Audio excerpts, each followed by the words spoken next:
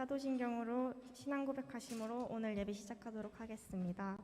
나는 전능하신 아버지 하나님 천지의 창조주를 믿습니다. 나는 그의 유일하신 아들 우리 주 예수 그리스도를 믿습니다. 그는 성령으로 잉태되어 동정녀 마리아에게서 나시고 본디오 빌라도에게 고난을 받아 십자가에 못 박혀 죽으시고 장사된 지 사흘 만에 죽은 자 가운데서 다시 살아나셨으며 하늘에 오르시어 전능하신 아버지 하나님 우편에 앉아 계시다가 거기로부터 살아있는 자와 죽은 자를 심판하러 오십니다. 나는 성령을 믿으며 거룩한 고운 교회와 성도의 교제와 죄를 용서받는 것과 몸의 부활과 영생을 믿습니다. 다 같이 시편 139편 찬양 드리시겠습니다. 나보다 나를 잘 아시는 주님, 내가 주를 떠나 어디로 가겠나이까. 나 어딜 가든지 주 손이 나를 인도하시며 주의 오른손이 나를 붙드시리라. 나를 창세 전부터 계획하시고 지금까지 인도하시네. 하나님이여 주의 생각이 어찌 그리 보배로우신지요. 나의 생각보다 나의 뜻보다 더 크고 놀라우신 주님. 하나님이여 나를 살리사 나의 마음을 다시오니 나를 영원한 길로 인도하소서. 다시 한번 나보다 나를 잘 아시는 주님, 내가 주를 떠나 어디로 가겠나이까. 나 어딜 가든지 새 손이 나를 인도하시며 주의 오른손이 나를 붙드시리라. 나를 창세 전부터 계획하시고 지금까지 인도하시네. 하나님이여 주의 생각이 어찌 그리 보배로우신지요. 나의 생각보다 나의 뜻보다 더 크고 놀라우신 주님. 하나님이여 나를 살리사 나의 마음을 다시오니 나는 영원한 길로. 하나님이여 주의 생각이 어찌 그리 보배로우신지요. 나의 생각보다 나의 뜻보다 더 크고 놀라우신 주님. 하나님이여 나를 살리사 나의 마음을 다시오니 나를 영원한 길로 인도하소서.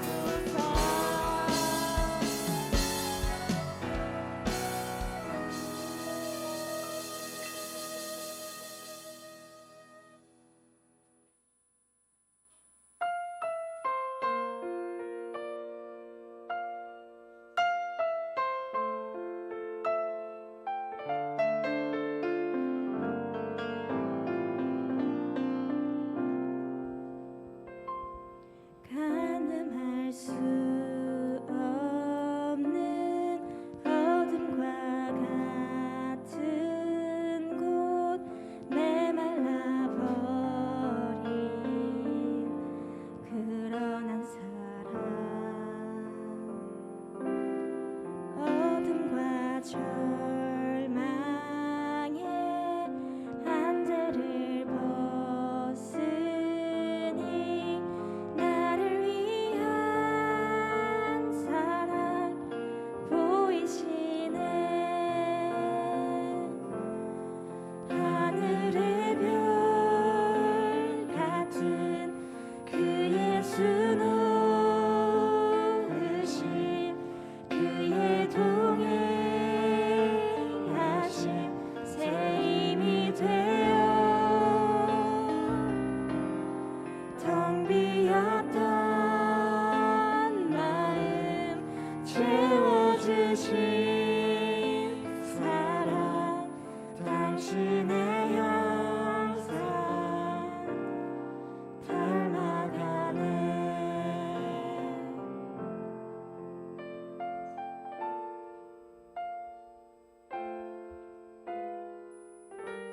다시 한번 가늠할 수 없는 가늠할 수 없는 어둠과 같은 곳 메말라버린 그런 햇살아 어둠과 절망의 안개를 벗으니 나를 위한 사랑 보이시네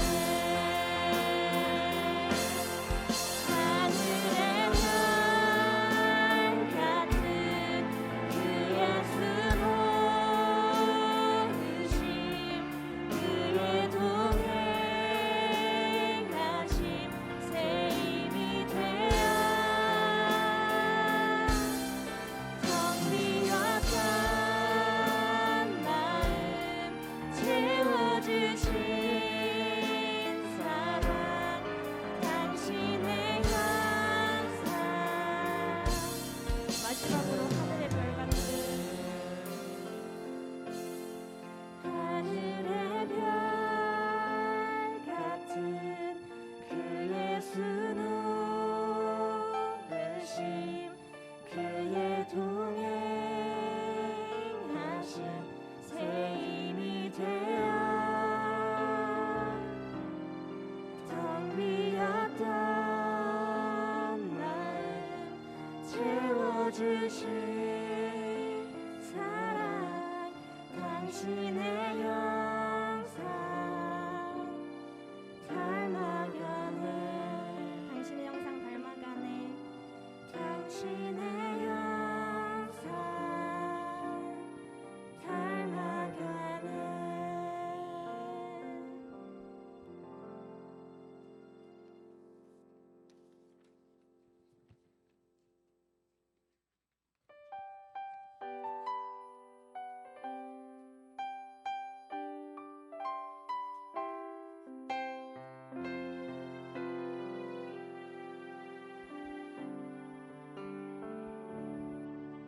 이곳에 임하신 하나님 나라 가난한 마음으로 바라보리라 먼저 그 나라 그 뜻 구하며 나의 삶 드리리 주님이 맡기신 하나님 나라 믿음의 눈으로 바라보리라 하늘의 뜻이 이 땅 가운데 완성될 그날까지 믿음하여 그 위에 서리라 하나님을 알아는 무너지지 않으리 믿음하여 그 나라 세워가리라 주님 곧 오실 때까지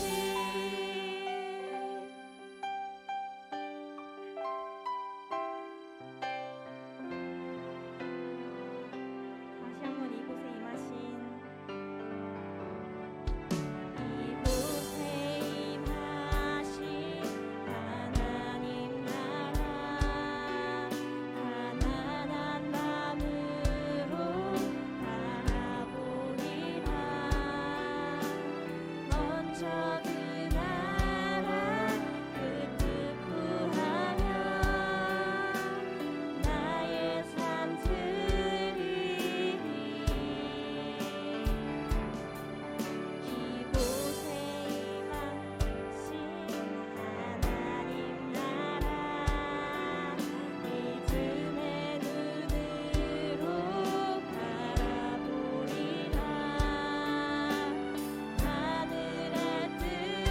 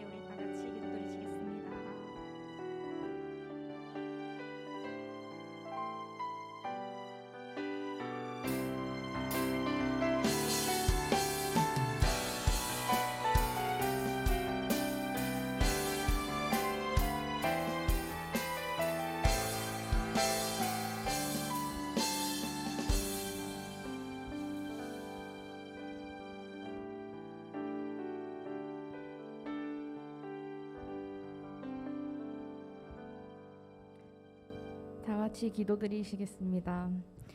사랑하는 하나님, 오늘 우리를 예배의 자리에 나오시게 하심에 감사합니다. 우리 모두 각자 주어진 자리에서 열심히 살다가 주님 말씀 듣기 위해 이곳에 발걸음을 멈추었으니 듣는 귀와 마음을 허락하여 주시옵소서. 말씀 전하시는 전도사님을 통해 이 땅에 우리를 보내신 하나님의 뜻을 알게 하여 주시고 주님 영광 위에 사랑하는 고등부 되도록 인도하여 주세요. 항상 우리 고등부와 함께 하심을 믿으며 살아계신 우리 주 예수 그리스도의 이름으로 기도드렸습니다. 아멘.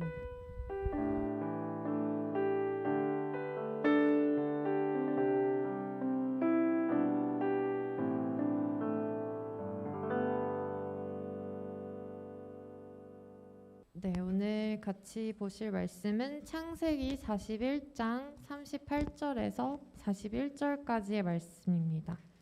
바로가 그의 신하들에게 이르되 이와 같이 하나님의 영에 감동된 사람을 우리가 어찌 찾을 수 있으리요 하고 요셉이 이르되 하나님이 이 모든 것을 내게 보이셨으니 너와 같이 명철하고 지혜 있는 자가 없도다. 너는 내 집을 다스리라. 내 백성이 다 내게 명령에 복종하리니 내가 너보다 높은 것은 내 왕자뿐이니라. 바로가 또 요셉에게 이르되 내가 너를 애굽 온 땅의 총리가 되게 하노라 하고. 아멘. 네, 세 번역으로도 읽어볼게요. 바로가 신하들에게 말하였다. 하나님의 영이 함께하는 사람을 이 사람 말고 어디에서 또 찾을 수 있겠느냐. 바로가 요셉에게 말하였다. 하나님이 너에게 이 모든 것을 알리셨는데 너처럼 명철하고 슬기로운 사람이 또 어디 있겠느냐. 내가 나의 집을 다스리는 책임자가 되어라. 나의 모든 백성은 너의 명령을 따를 것이다. 내가 너보다 높다는 것은 내가 이 자리에 앉아 있다는 것뿐이다. 바로가 또 요셉에게 말하였다. 내가 너를 온 이집트 땅의 총리로 세운다. 아멘. 지난주에 우리는 기억나요? 지난주에 우리는 요셉이 보디발의 집에 갔다가 보디발의 아내가 거짓말을 해가지고 왕의 제수들을 가두는 감옥에 이제 요셉이 갇혔어요. 기억나죠? 요셉이 갇혔어요. 그리고 또 뭐가 있었냐면 함께라는 단어가 계속 나왔는데 요셉은 하나님과 함께해서 형통했고 또 보디발의 아내와는 함께 있지도 않았어요. 이렇게 해가지고 두 개를 좀 비교해서 얘기를 했었죠. 그리고 또 한 가지 특징이 뭐였냐면 보디발의 집에서도 그렇고 감옥에서도 그렇고 사람들이 요셉이 하나님이랑 함께하는 걸 알았어. 그리고 그래서 형통하게 되는 거를 아니까 또 일을 맡겼죠. 맡겼고 일을 맡겨두고 간섭하지 않았다라는 말들이 있어요. 이 간섭하지 않다는 말은 신뢰하고 있었다, 인정받았다, 이런 거를 얘기한다고 얘기했죠. 그래서 어쨌든 요셉은 고위관료 집의 종들 중에서도 인정을 받은 거고, 그리고 왕의 신하들이 모여있는 그 죄수들 그 사이에서도 인정을 받은 거죠. 그런데 지금 이제 우리가 형통이랑 뭐 인정받는 거에만 초점을 맞춰서 그렇지, 사실 따지고 보면 요셉은 원래 채색 옷 입고 사랑 엄청 받으면서 살다가 팔려가서 종살이를 했던 거고, 그리고 보디발 아내의 모함으로 억울하게 감옥살이를 하고 있었다는 거. 그러니까 우리가 막 형통, 하나님과 함께 하시고 막 잘 되고 뭐 맡겨지고 인정받고 막 이런 것만 막 이렇게 강조해서 말해서 그렇지, 그냥 현실적으로 실질적으로 이렇게 따지고 보면, 표면적으로만 보면 종살이 하고 있는 거고 감옥살이 하고 있는 거다. 요거예요. 이게 지난주에 한 거예요. 오늘은 40장이랑 41장 끝까지는 아니고 방금 읽은 데까지 볼 건데, 40장에 보면 자, 그 후에 애굽 왕의 술 맡은 자와 떡 굽는 자가 그들의 주인 애굽 왕에게 범죄한지라. 지금 여기 등장인물이 두 명이 나와요. 하나는 술을 맡은 관원장이고 하나는 떡을 굽는 관원장이에요. 둘 다 고위 관리직들이에요. 그러니까 떡 굽는 굽는 자는 이제 왕의 음식을 만드는 일을 하는 사람이라고 생각하면 되고, 그리고 술 맡은 자는 이제 왕한테 술 따라주는 사람인데, 지금으로 따지면 이제 약간 왕의 그런 상담가? 술을 이렇게 하면서 속 얘기도 하게 하고 그러면서 상담도 해주고 같이 이제 이야기 나누면서 하는 역할을 맡았다고 해요. 그러니까 둘 다 높은 고위직이었던 거죠. 근데 뭘 잘못했는지는 안 나와요. 뭘 잘못했는지는 모르지만 왕이 열받아가지고 이 둘을, 이 고위 관료들을 감옥에다가, 요셉이 있는 그 왕들의 신하가 갇혀 있는 그 감옥에다가 이렇게 가뒀어요. 그리고 나서 보디발이 이제 지금 왕의 그런 것들을 맡은 사람들이 이렇게 왔으니까 요셉 네가 좀 수종 좀 들고 이분들 좀 잘 챙겨들어, 이렇게 부탁을 해가지고 그런 역할들, 이 사람들을 이렇게 좀 이렇게 뭐 감옥에서 의전하는 건 좀 아니지만 그런 역할들을 요셉한테 맡겼어요. 그러던 어느 날, 5절에 보면 그러던 어느 날 이 사람 두 명이 같은 날 꿈을 꾼 거예요. 꿈을 꿨는데 둘 다 꿈을 꿨는데 이게 무슨 의미지? 이게 무슨 뜻이지? 그걸 의미를 모르니까 근심이 가득한 거죠. 그러니까 요셉이 이제 근심 가득하니까 이 사람들을 내가 이제 케어해줘야 되는데 둘 다 근심이 가득하니까 왜 그러는 거냐 이렇게 물어보니까 둘 다 꿈을 꿨는데 이거 해석해 줄 수 있는 사람이 없어서 지금 우리가 근심하고 있다 이렇게 얘기를 하는 거죠. 그러니까 요셉이 이 해석은 하나님께 있고 하나님의 영역이다. 그러니까 나한테 얘기를 해봐라 라고 얘기를 해요. 지금 8절에 보면 그들이 그에게 이르되 우리가 꿈을 꾸었으나 이를 해석할 자가 없도다. 요셉이 그들에게 이르되 해석은 하나님께 있지 아니하나이까 청하건대 내게 이르소서. 그 하나님한테 그거 해석하는 거랑 꿈을 주시는 분이랑 그거 다 하나님한테 있으니까 내가 하나님이랑 조금 친하니까 나한테 얘기해봐라 이렇게 한 거예요. 그래서 이제 9절부터는 술 맡은 간원장의 꿈 이야기예요. 술 맡은 간원장은 어떤 꿈을 꿨냐면 이제 포도나무가 있었어요. 근데 그 포도나무에 가지가 3개가 있는 거예요. 3가지가 있었고 거기서 싹이 나고 꽃도 피고 포도송이도 이제 펴가지고 포도가 익었어요. 근데 마침 왕의 술잔이 자기 손에 있더래요. 그래서 그 익은 포도를 즙을 짜가지고 자기 손에 있던 그 왕의 잔에다가 그 포도즙을 짜가지고 왕한테 준 거예요. 이게 끝이야. 꿈이. 그러니까 요셉이 바로 해석을 해줘요. 뭐라고 하냐면 3일 안에, 그러니까 그 3가지라 그랬잖아요. 이걸 3일로 해석한 거죠. 3일 안에 원래 했던 일로 복귀를 할 거다. 그러니까 술 맡은 간원장이니까 이제 술 맡은 간원장으로 다시 복직을 할 거다라고 얘기를 해줘요. 그리고 나서 이제 잘 풀리실 거예요. 그러니까 진짜 그 술 맡은 간원장의 직분을 다시 얻게 되시면 나를 좀 잘 기억해 줬다가 제발 은혜를 베풀어서 나를 감옥에서 좀 건져달라고. 여기서 건져달라는 표현이 있어요. 우리 얼마 전에 제목이 건져냄이었던 적이 있죠. 여기서 건져내달라고 말해요. 그러니까 내게 은혜를 베풀어서 나를 건져달라는 표현을 쓰죠. 그리고 나 진짜 억울하고 나는 여기 갇힐 만한 일을 하지 않았다. 그러면서 이제 그런 것들 자기가 왜 여기 오게 됐는지 뭐 이런 걸 다 설명했겠죠. 그러면서 어쨌든 이 사람이 잘 풀리고 다시 복직해가지고 원래 했던 일들을 이렇게 할 거라는 걸 얘기를 해줬어요. 그러니까 들어보니까 옆에서 이제 떡 굽는 관원장이 해석을 잘 해주는 건 되게 뭔가 좋은 일이 생기는군 하니까 자기도 이제 내 꿈도 좀 해석해줘 이렇게 하면서 자기 꿈을 얘기해줘요. 근데 이 사람은 흰떡 3광주리가 있었어요. 그리고 그게 자기 머리 위에 있었어요. 머리 위에 3광주리를 포개놨나 보죠. 근데 맨 위에 있는 광주리에 왕을 위해서 만든 각종 구운 음식들이 이제 그 맨 위에 광주리에 있었던 거예요. 근데 이거 왕을 위해서 구운 음식이잖아요. 근데 그거를 새들이 먹은 거야. 그러니까 요셉이 그걸 듣고 이 3광주리는 3일을 말하고 그리고 좀 이제 성경에는 조금 잔인하게 나와 있긴 한데 잘 풀어서 설명하면 결국에는 3일 안에 너가 죽을 거다라고 얘기를 해요. 그리고 나서 그러고 끝나요. 그리고 나서 이제 우리나라 같은 경우에는 특정한 법정 공휴일이나 기념일 같은 때 특별 사면을 하는 관례가 있거든요. 그러니까 광복절 특사 이런 거 들어봤어요. 영화 제목으로 있는데 광복절 특사, 광복절 특사나 뭐 3.1절 특사, 성탄절 특사 해가지고 나라적으로 좋은 날이니까 은혜를 베푸는 거죠. 그 어떤 은혜냐? 그러니까 형벌을 선고받은 사람이나 이게 특정 범죄자들의 형벌 집행을 면제하거나 아예 선고받은 사람의 효력을 이제 상실하게 만드는, 이거 저도 검색해서 이거 단어들이 어려워. 어쨌든 그게 이제 특별 사면이라는 건데, 특별 사면, 그러니까 특사를 이제 좋은 날 하는 거죠.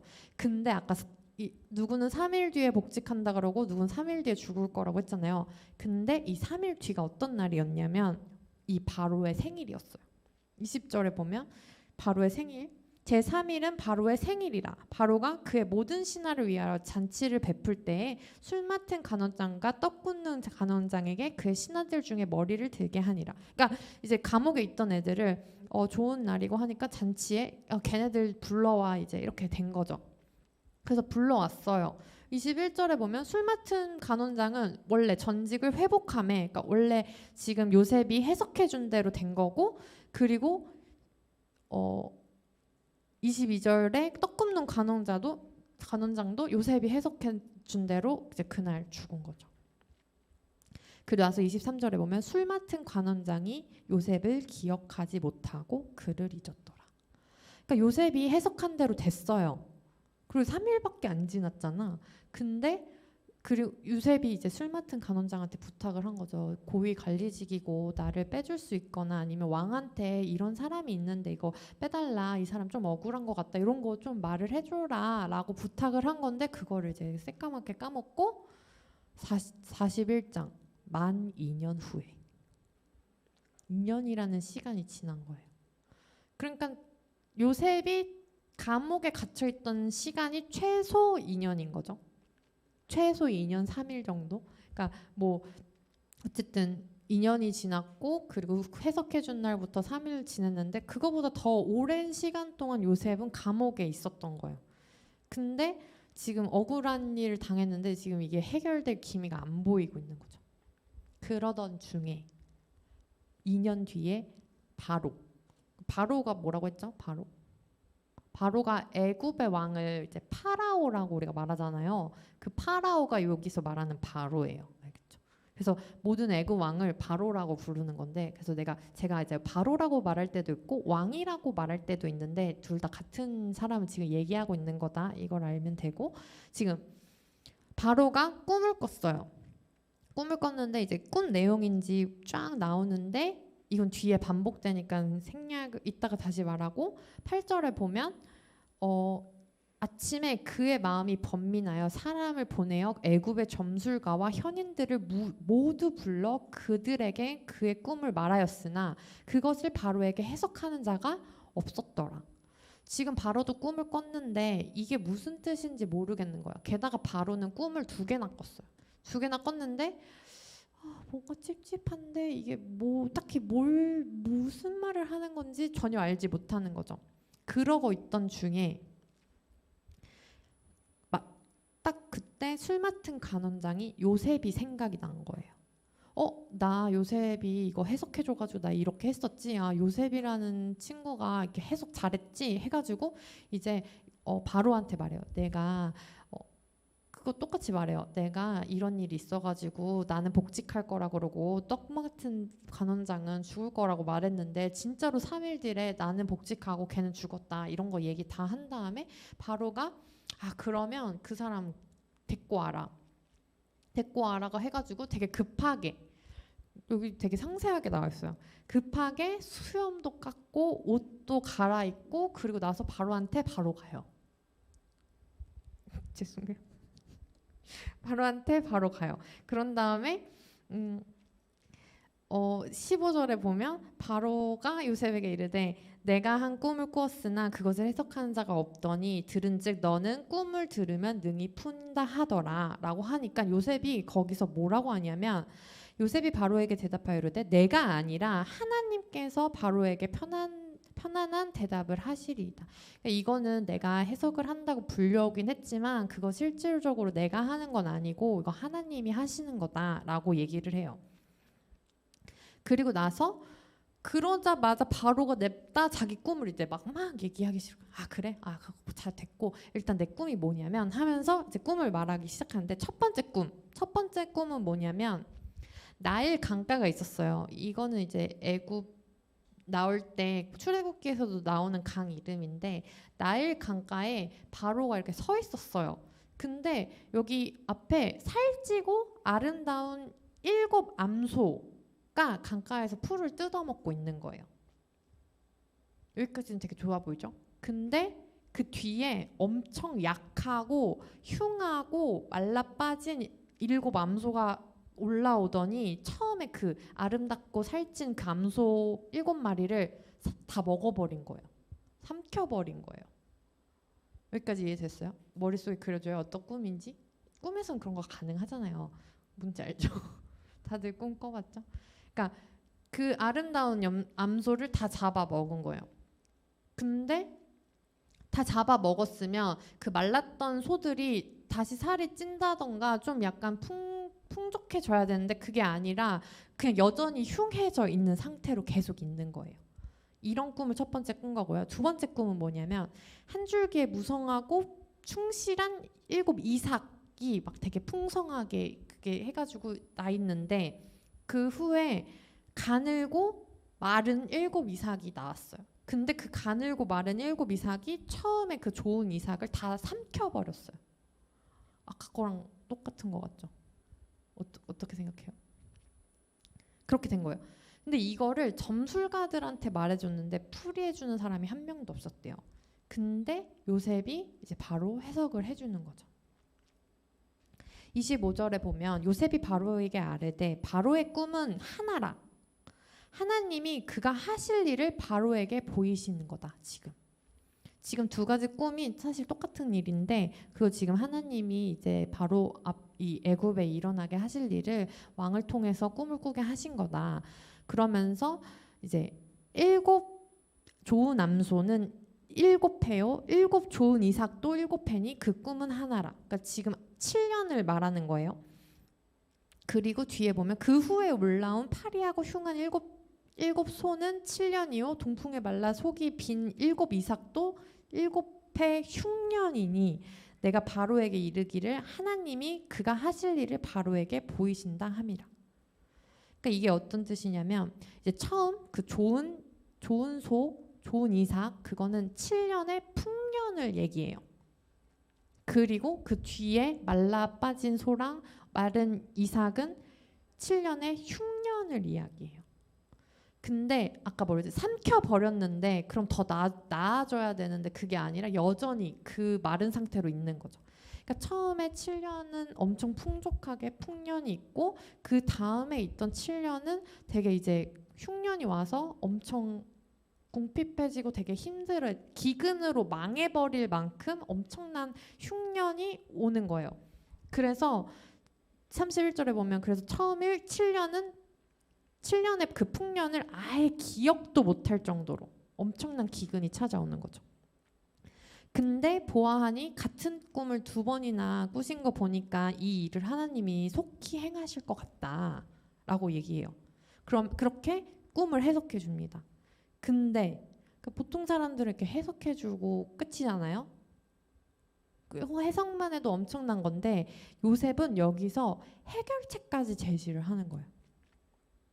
그러니까 33절에 보면 이제 그런 일들이 이 애굽에 있을 거니까 어떻게 해야 되냐면 명철하고 지혜 있는 사람을 택해서 애굽을 다스리게 해야 된다. 그러니까 풍년 때 흉년을 잘 대비할 수 있는 사람을 구해야 된다는 거죠. 그리고 여기 사람을 뽑는 것만 말해주는 게 아니라 그러니까 이거 잘 해야 된다. 그런 사람 뽑아야 된다라고만 말한 게 아니라 어떻게 했냐면 실질적인 대책까지 얘기를 해줘. 뽑아서 어떻게 해야 되냐면 그 풍년에 있을 동안 곡식 나는 거 있잖아요. 엄청 풍년이니까 많이 날 거 아니에요. 거기서 5분의 1을 다 거둬야 된다.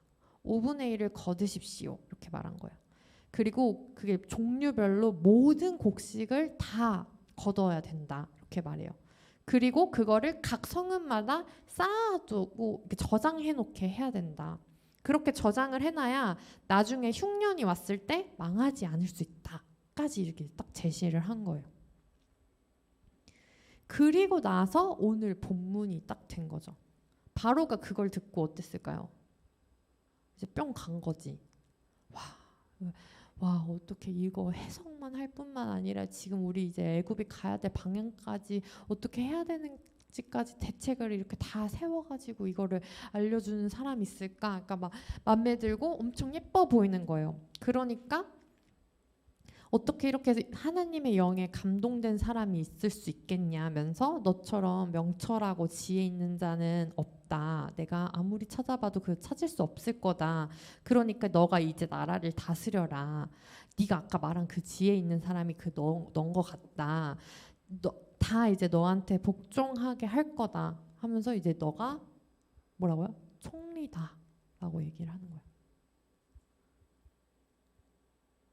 이거는 이제 요셉이 꿈을 해석해 주면서 꿈을 통해서 이렇게 해석해 준 것과 동시에 이 장면은 어떤 장면이냐면 요셉의 꿈이 성취되는 장면이기도 한 거죠.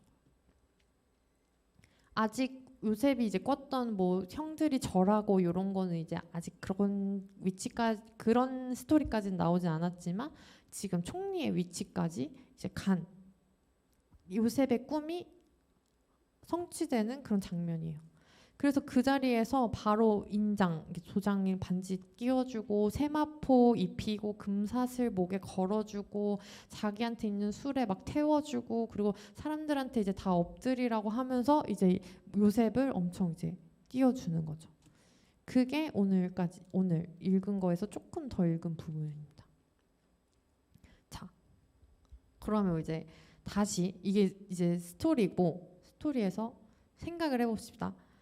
요셉은 어떻게 그렇게 바로 해결책을 내놓을 수 있었을까요?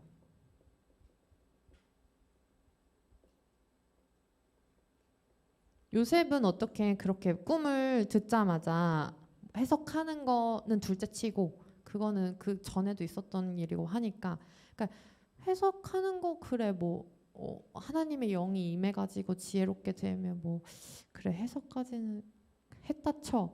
근데 그 다음에 해결책까지 내놓는 거 그거는 어떻게 할 수 있었을까요? 하나님과 동행해서? 아니면 하나님이 형통하게 해줘서? 막 하나님이 이제 너 형통할 거야. 너 나랑 동행하니까 삐리삐리 막 해가지고 직통계시로 딱 해가지고 너 이거 딱 말해 바로 앞에서 이렇게 해줬을까요? 그래서 하나님이 막 이렇게 알려준 대로 바로 이렇게 해가지고 그대로 전달한 걸까요? 어떻게 생각하세요? 뭐 그랬을 수도 있어요. 근데 만약에 그렇다고 치면 나랑은 조금 먼 얘기 같지 않아요? 그래 요셉은 그런 사람 요셉은 그랬을 수도 있지 요셉은 뭐 하나님이 옳게 해줬을 수도 있지 근데 만약에 진짜 그런 어떤 신비적이고 영적이고 막 그런 직통계시 막 이런 거가 요셉한테 있었던 거면 우리한테는 조금 안 와닿고 되게 먼 얘기처럼 느껴지고 요셉은 요셉 나는 나 이렇게 오늘 이 시간 예배 그러니까 설교를 들을 수도 있을 것 같아요. 근데 저는 특히 이 요셉은 우리 삶이랑 그다지 막 그렇게 다른 것 같지 않아요.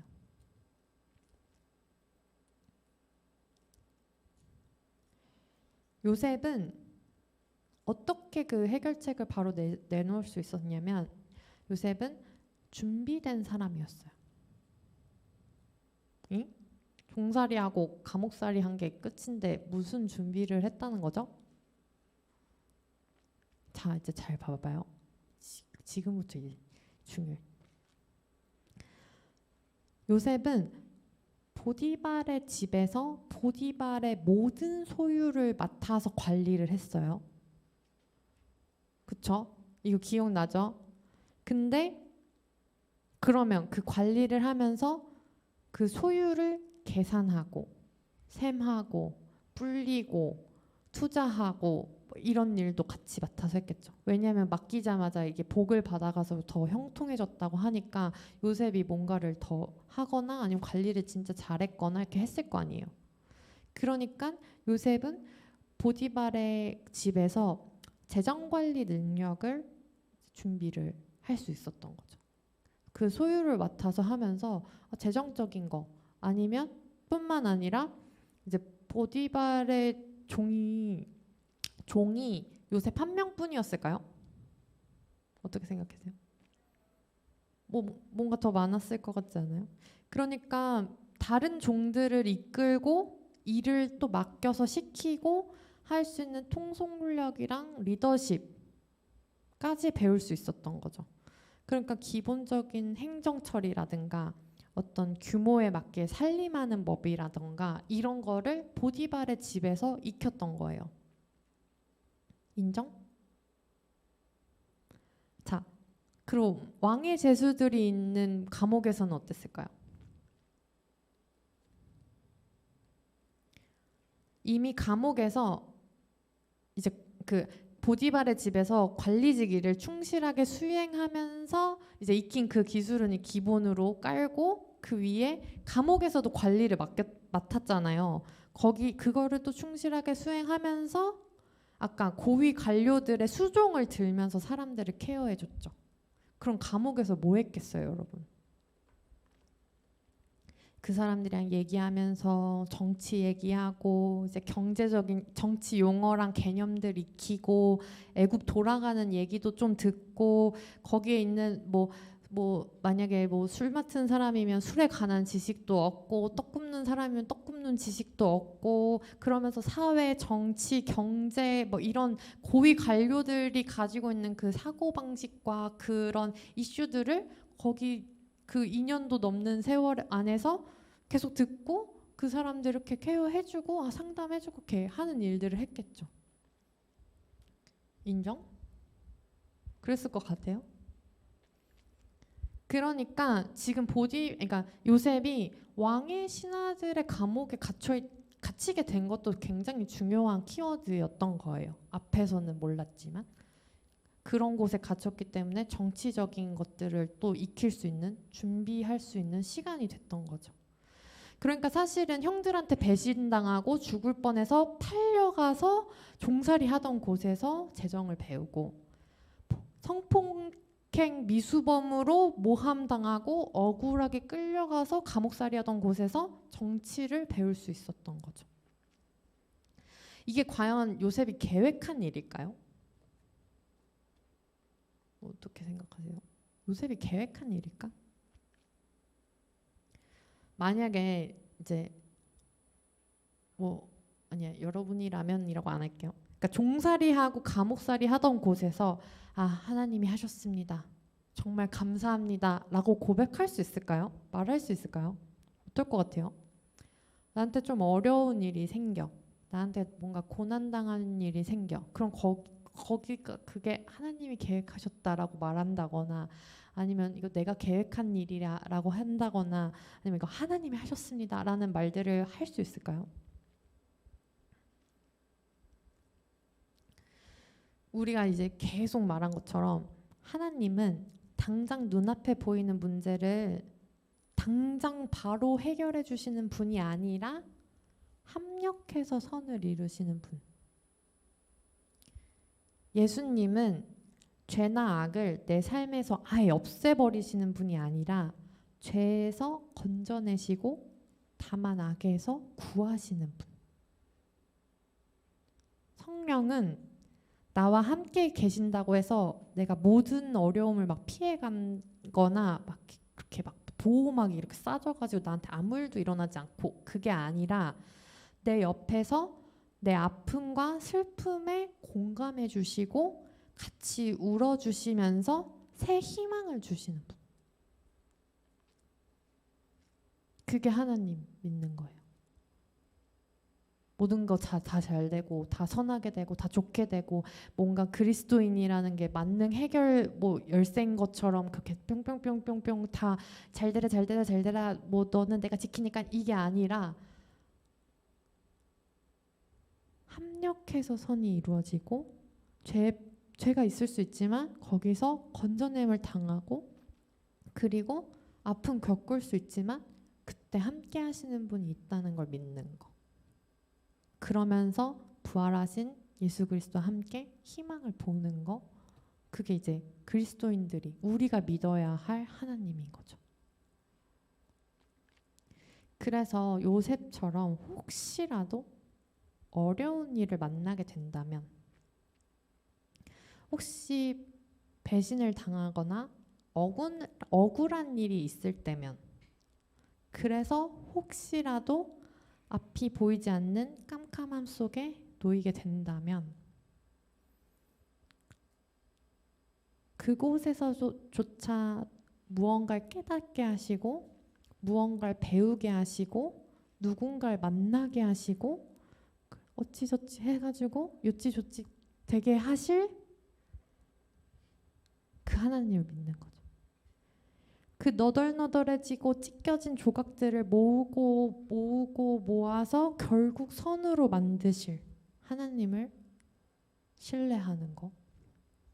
그게 이제 우리가 말해야 되는 믿음인 거예요.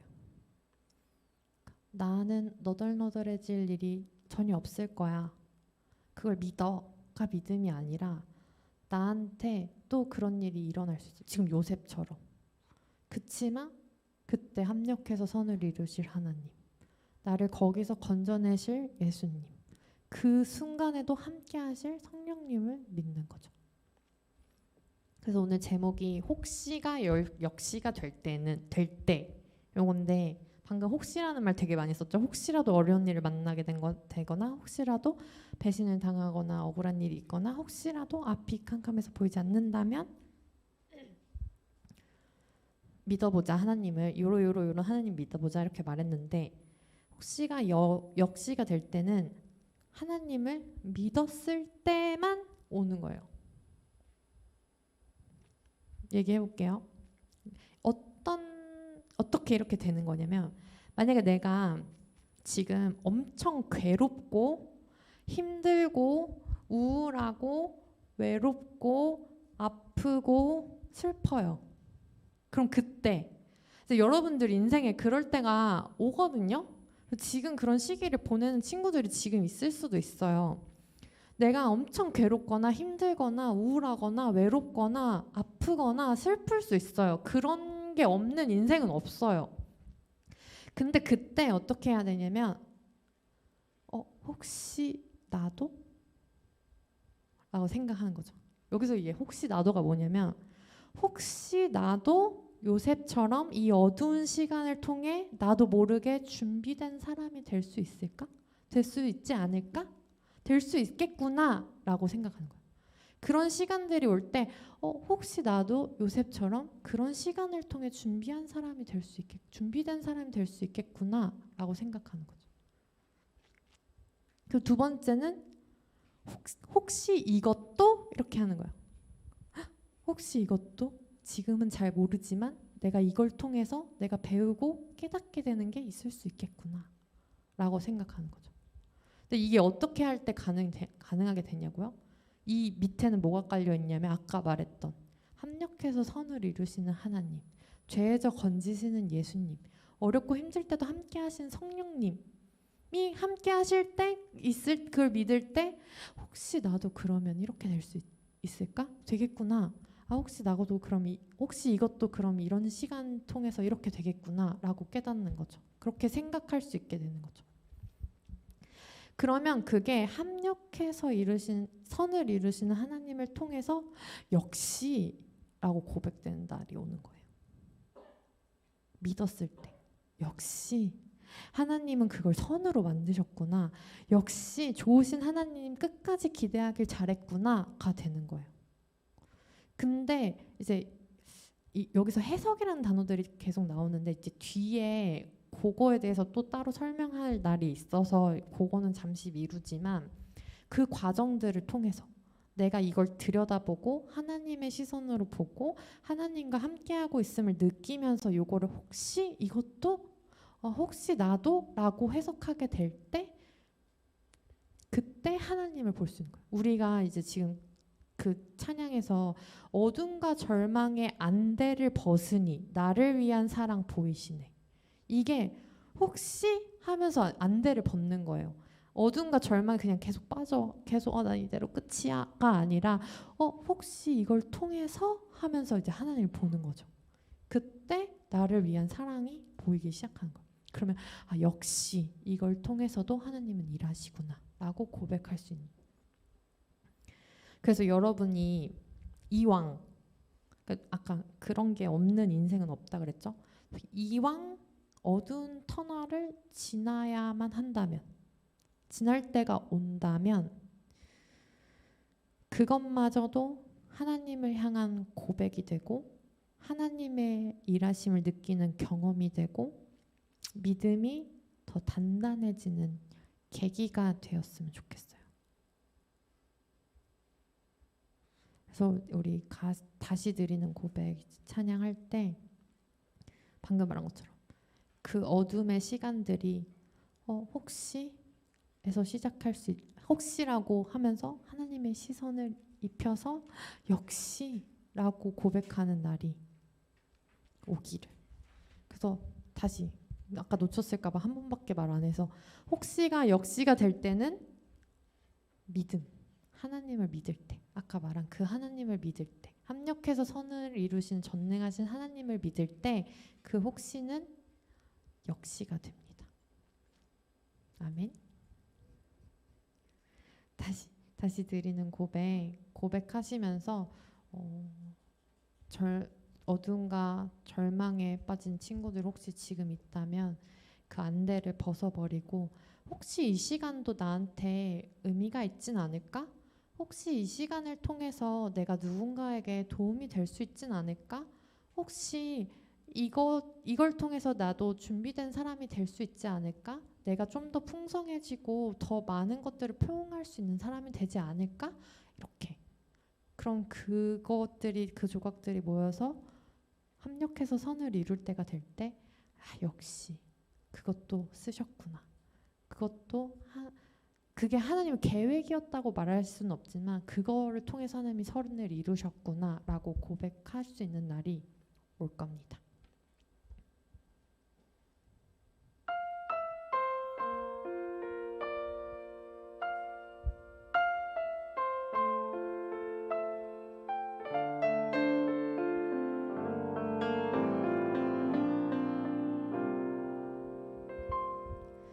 가늠할 수 없는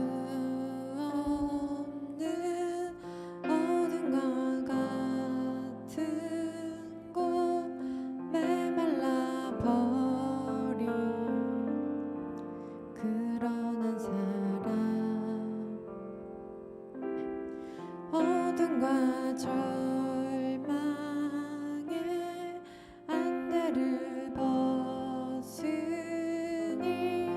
나를 위한 사랑 보이시네.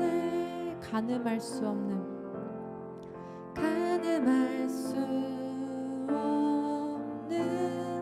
어둠과 같은 곳 메말라 버린 그런 한 사람 어둠과 절망의 안대를 벗으니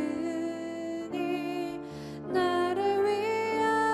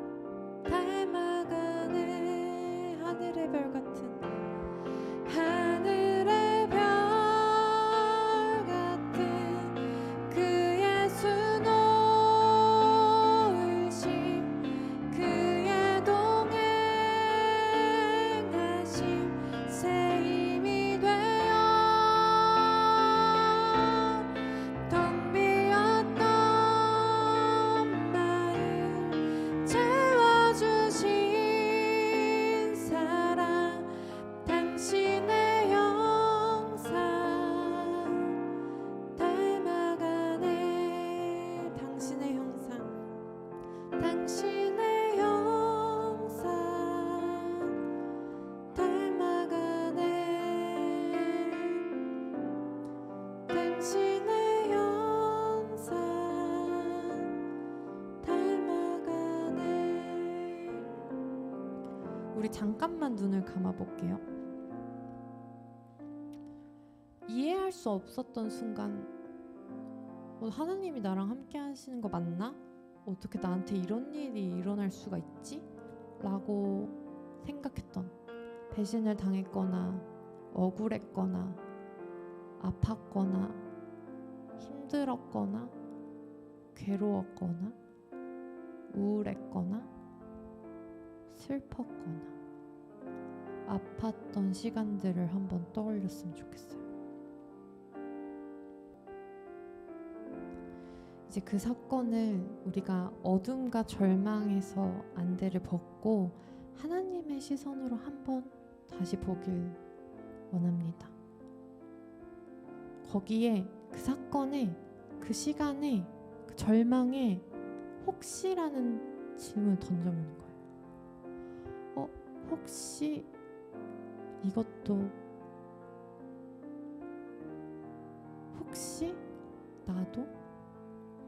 그때 그 시간을 통해서 하나님이 조금 더 세상을 넓게 보는 눈을 주시려고 했던 건 아닐까? 혹시 그런 아픔에 빠진 사람에게 공감할 수 있는 위로의 은사를 나에게 주시려고 했던 건 아닐까?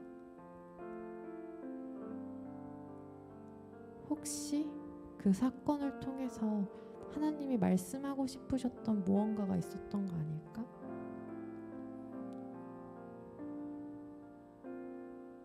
그리고 그 시간에도 역시 하나님이 함께하고 계셨다는 걸 다시 한번 느끼셨으면 좋겠어요. 나 힘들었지만 사실은 그 시간에 하나님 같이 옆에서 울고 계셨어요. 나 혼자라고 생각했지만 그 시간에 하나님이 나랑 같이 슬퍼하고 아파하고 계셨어요.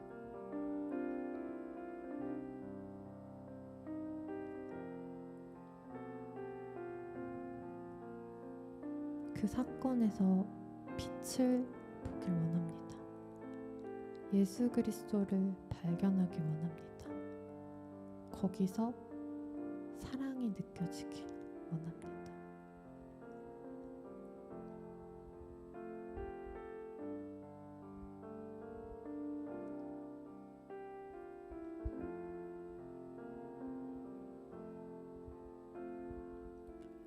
좋으신 하나님, 누구나 인생 살면서 겪게 되는 고난이라면 그 고난 가운데서도 우리는 주님을 보기 원합니다. 그 고난으로 인해 우리의 믿음이 흔들리는 것이 아니라 더 견고해지길 원합니다. 요셉이 그랬던 것처럼 혹시 우리 삶에 어려운 일이 있더라도 역시 합력하여 선을 이루시는 하나님을 고백하게 하옵소서. 어둠과 절망의 시간 속에서도 나를 위한 사랑을 깨닫게 하옵소서. 감사합니다. 사랑합니다. 모든 영광과 존귀와 찬양 주님께 올려드리오며 텅 비었던 마음 채워주시는 우리 주 예수 그리스도의 이름으로 기도합니다. 아멘. 시간 나의 모습 나의 소유 찬양하시면서 준비하신 헌금 드리시겠습니다.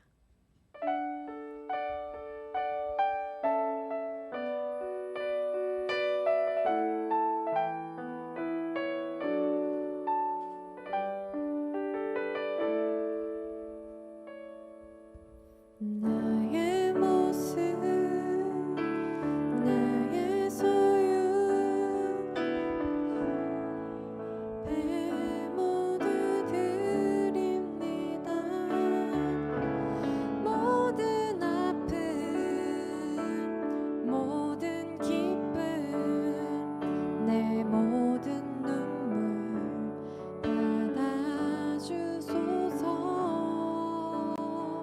어제일과 내일도 어제일과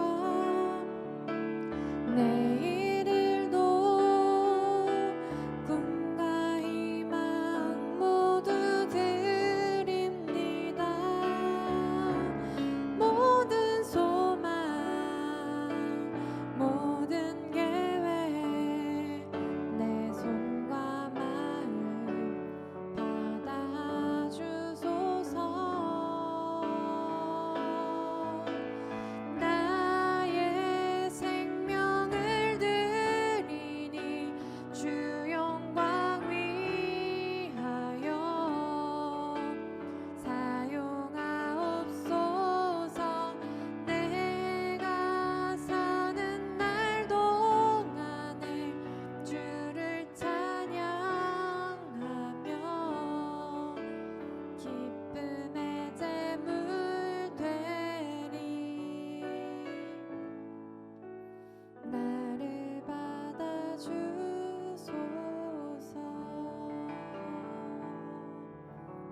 아멘.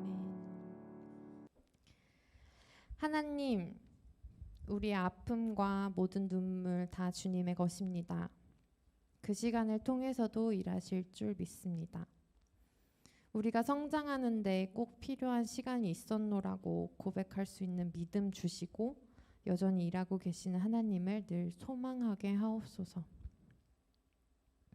드린 헌금과 우리의 시간 주님께 드리면서 아까워하거나 계산 때리는 저희들 되지 않게 하시고 수련회를 통해 주님을 더 알아가기 원하오니 아직 이것저것 계산하며 마음의